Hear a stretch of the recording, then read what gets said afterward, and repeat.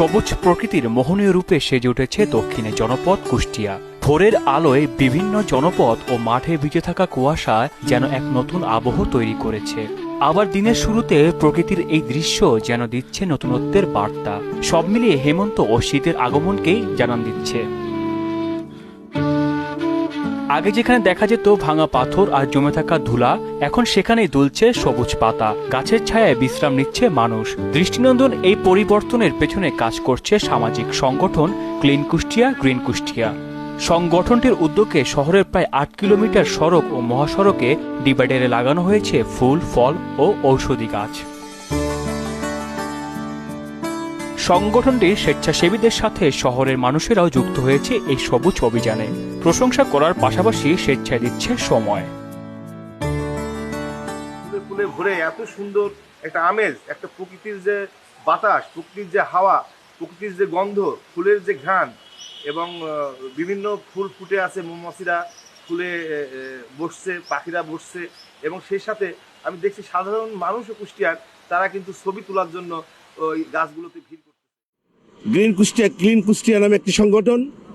এই সংগঠনের মাধ্যম দিয়ে এই কুষ্টিয়াকে সবুজায়ন করেছেন ইঞ্জিনিয়ার জাকির নেতৃত্বে, এবং কুষ্টিয়াতে অনেক সৌন্দর্য বৃদ্ধি পেয়েছে।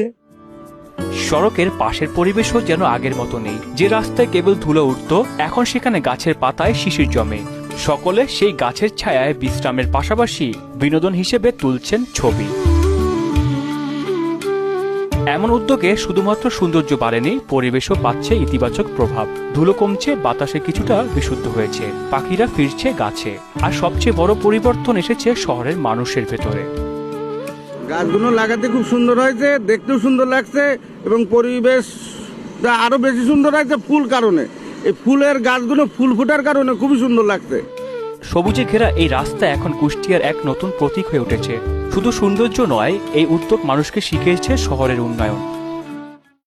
আপনারা দেখেছেন যে আমরা ইতিমধ্যে এই বটতল থেকে মজমপুর হয়ে ত্রিমোহনী পর্যন্ত মোটামুটি আমরা আমাদের যে ইচ্ছা, আমরা 90% কাজ শেষ করেছি, আরও কিছু কাজ বাকি আছে।